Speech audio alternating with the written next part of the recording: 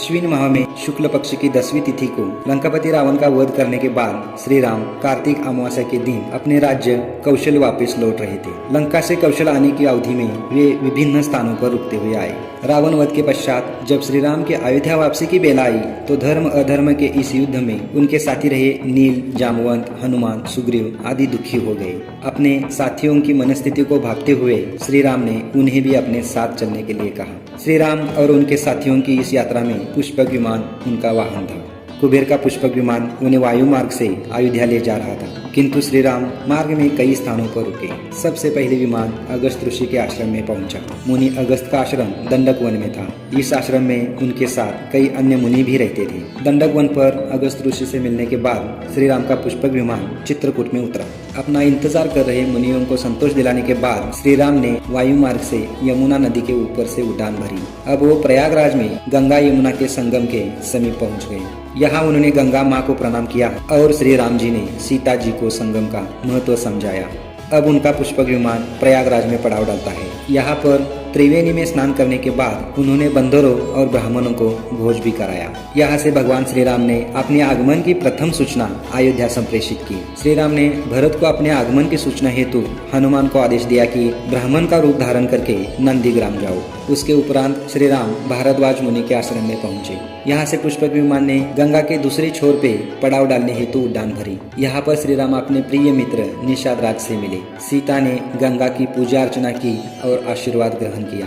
अब उनके विमान ने अयोध्या के लिए उड़ान भरी। श्री राम के अयोध्या आगमन की खुशी में समस्त अयोध्या की स्त्रियां दही, दूध, फल, फूल और मंगल के मूल नवीन तुलसी दल आदि वस्तुएं सोने की थाली में भर भर कर मंगल गीत गाते हुए अयोध्या भर घूमती रही।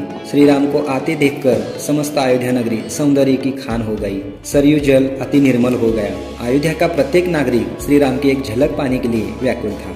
जो जिस दशा में था वो उसी दशा में बाहर दौड़ा चला आ रहा था। कहीं श्री राम की पहली छवि निहारने से कोई वंचित न रह जाए, इस भय से कोई बच्चे और अपने बूढ़े को नहीं लाना चाहते थे। अयोध्या वासियों से अब और अधिक विलंब सहा नहीं जा रहा था। गुरु वशिष्ठ, कुटुंबी, छोटे भाई शत्रुघ्न तथा ब्राह्मणों के समूह के साथ भरत अत्यंत हर्षित होकर कृपा निदान श्री राम की अगवानी हेतु राजमहल के बाहर आ गए। अयोध्या की बहुत सी स्त्रियां अपनी अटारियों पर चढ़कर आकाश की ओर देख रही थी। श्री राम के पुष्पक विमान को देखकर मंगल गीत भी गा रही थी। श्री राम का पुष्पक विमान अब अयोध्या में उतर गया।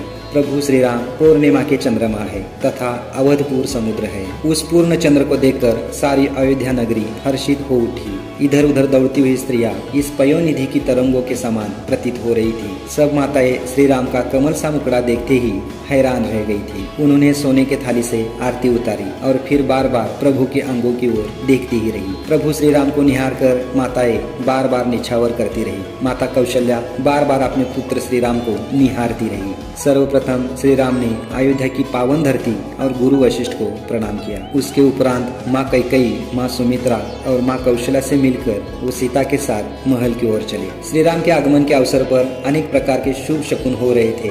आकाश में नगाड़े बज रहे थे। अयोध्या नगर के पुरुषों और स्त्रियों को अपने दर्शन द्वारा कृतार्थ करके भगवान राम महल को चले। इस पावन बेला पर अवधपुर की सारी गलियां सुगंधित द्रव्यों से सिंची गई थी। अनेक प्रकार के सुंदर मंगल साज सजाए गए थे और हर्षपूर्वक नगर में बहुत से डंके बज रहे थे। सब लोगों ने मंगल के लिए ध्वजा और पताकाएं भी लगाई थी। उसके साथ ही समस्त अयोध्या नगरी को दीपों से सजा दिया गया था। दीपों से सजी अयोध्या नगरी दीपोत्सव अर्थात दीपावली मना रही थी। जय सिया राम।